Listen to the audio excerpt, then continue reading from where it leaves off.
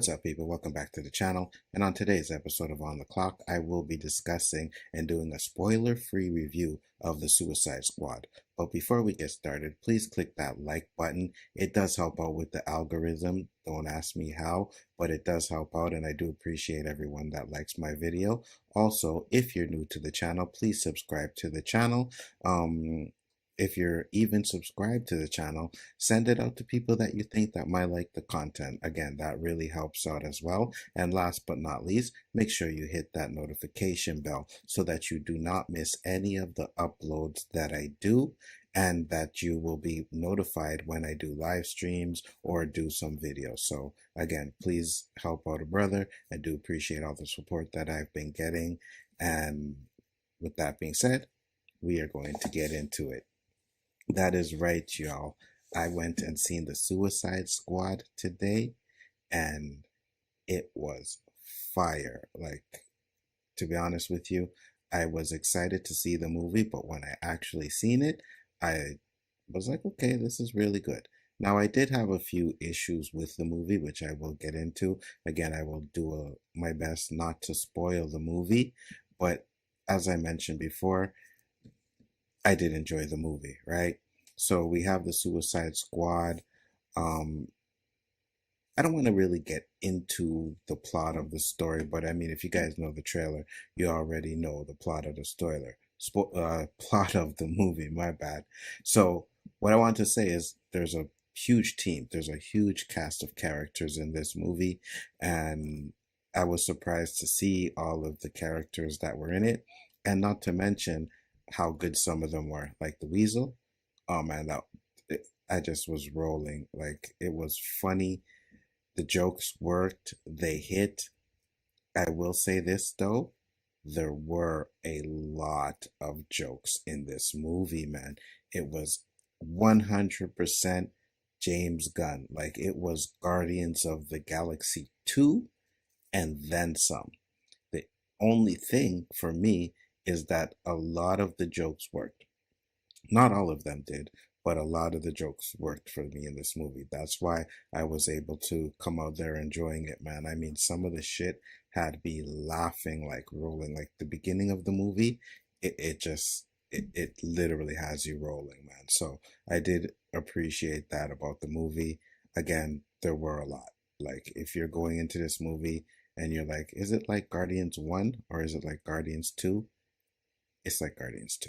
Trust me on that. Like, it's just nonstop, you know. But I kind of liked it this time around, you know, because it made me laugh. We got the characters in the movie. So first up, we have the Thinker, and I'm putting in the order of characters in the movie, like how I saw them. And I think he was just like a throwaway character. He was absolutely useless in the movie. He was there for a plot device, basically. Not to getting into any of the spoilers, like I said, I just thought he was a character that was just like, meh, whatever. Thinker's in it, doesn't do much. Next up, we have Ratcatcher. And again, this is another character that had a lot to do with the story. Like, one thing James Gunn does well is he's able to give characters a lot of screen time, except for maybe the Thinker. Thinker, like I said, was a story character. But Ratcatcher definitely got enough screen time for me.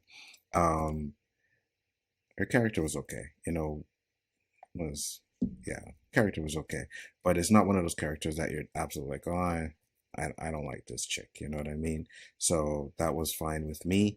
Next up, we have King Shark, and you've seen the trailers, right? So you already know that King Shark is going to be comic relief in this movie, which he was.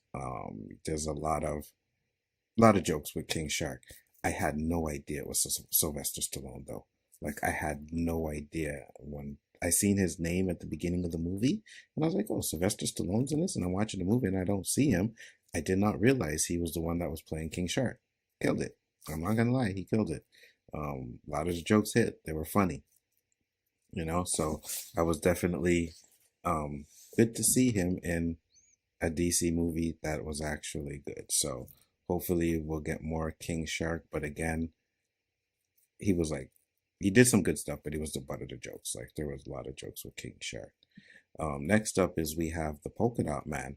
And to be honest with you, I thought this was a character that I was absolutely going to hate in this movie, because when you see him in the trailer, he's sitting there and he's like, oh, I want to die and blah, blah, blah, blah. So it's like, he's going to be trash. But he was actually pretty good. Um, the way his polka dots work, yo, I was like, yo, and I'm gonna say this right off the bat, like this movie, the R rating really works for this movie. I don't know if it would be as good if it didn't have the R rating. We always talk about, and I've said it many times, that movies do not need to be R rated, but it worked for this movie, man, from start to finish. Like James Gunn did not hold back when it came to that rating, and it deserves its R rating. And that was one of the things that I did appreciate of this movie. You know what I mean? Heads getting blown off. You've seen in the trailer, dude gets ripped in half. So the violence is there, like 100% is there. And again, I'm not going to talk about the plot of the movie. I'm just going to go through the characters and what I liked. I already said that it was a real jokey movie. There were a few things that it's not perfect. Like, it's definitely not perfect, but with the good and the bad, the good outweighs the bad. So I was able to really enjoy this movie. I came out of there with a positive attitude on this movie. Like, I want to see it again. I'm like, should I go see it again in theaters? Well, it's coming out on HBO Max, so I might just. I don't have HBO Max, but Yellow and Lunga said they wanted to do a watch party, and since it comes out 7 p.m. tomorrow, I'm thinking maybe we should do it tomorrow. So I got to contact them and see if they want to do it. But I definitely want to do a watch party for this. I like this movie. Second up, or well, you know, whatever number it is, we got Rick Flag. And again, Rick Flag was one of the characters in the first movie that I really enjoyed. You had Margot Robbie, you had Will Smith, and you had Rick Flag's character in that movie. And I enjoyed him in the first one. I did enjoy him in this one. He took a back seat, you know what I mean? He didn't, well, I guess you would say he was probably on par with the kind of screen time he had in the first movie. So it was good, you know what I mean?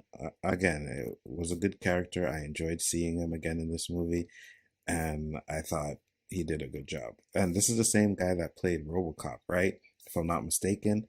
I'd have to go check it out, but I'm 100% it's the guy that played RoboCop in the remake, and I liked the RoboCop movie, so I think he did a good job.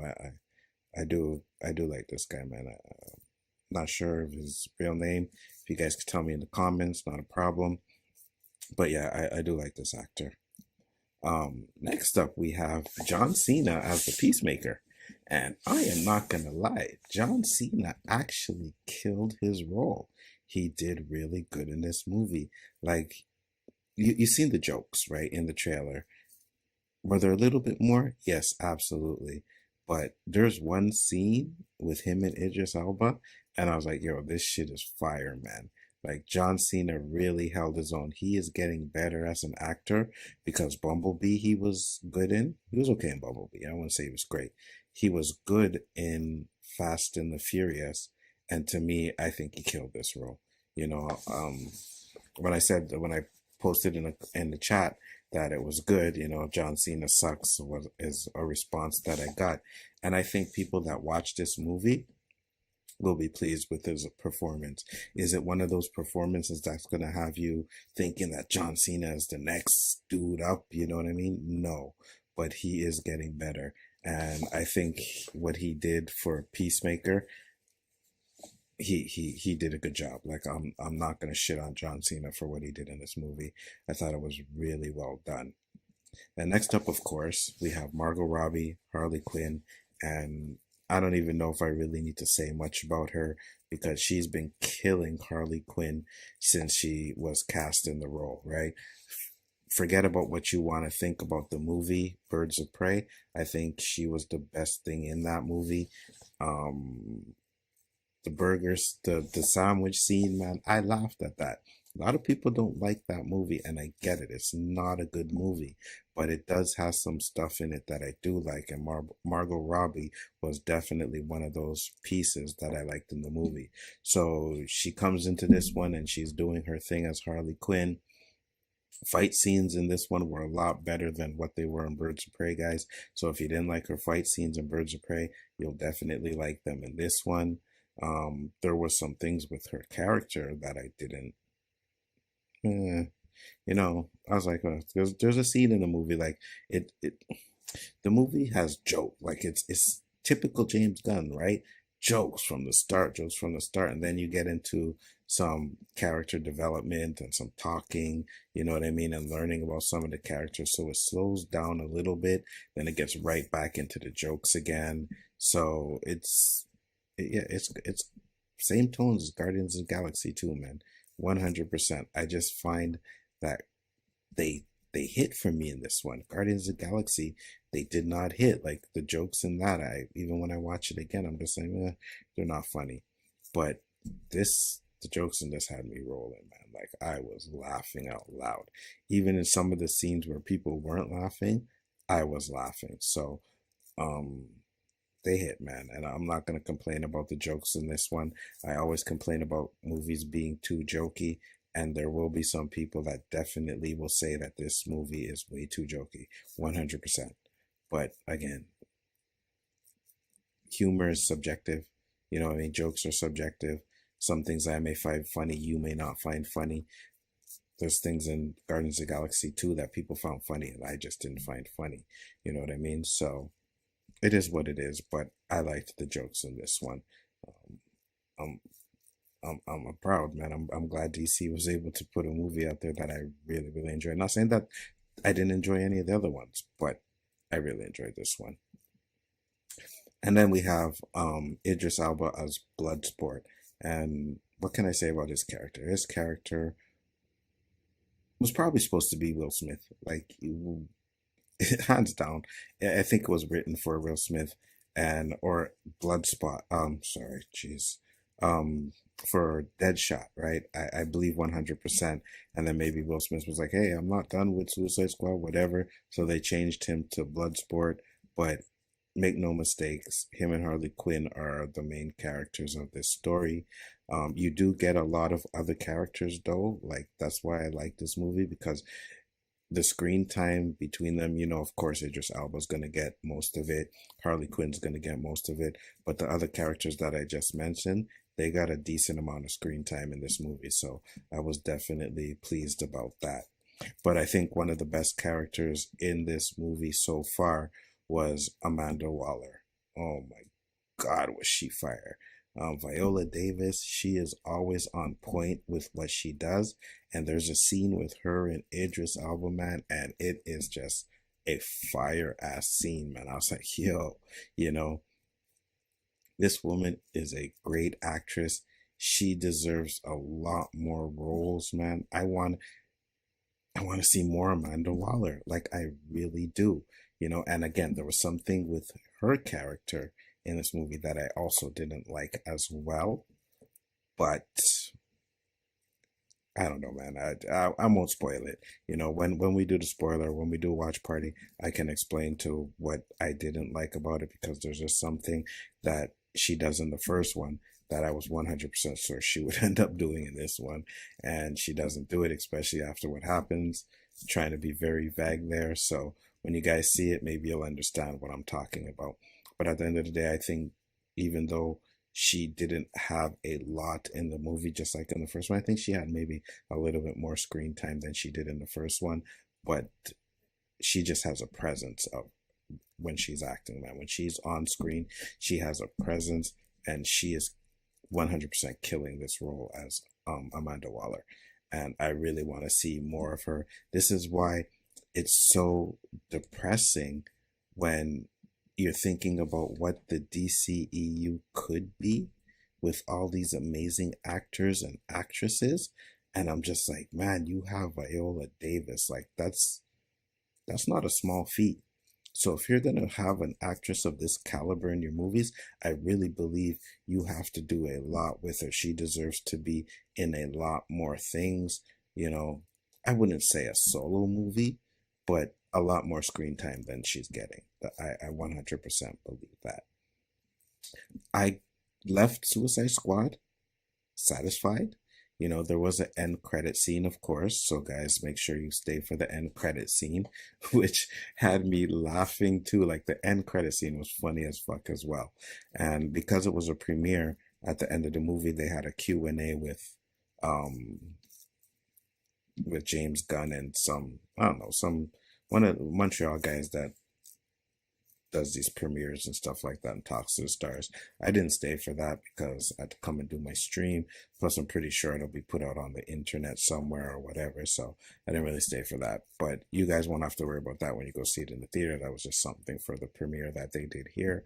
But make sure you stay for the end credit scene.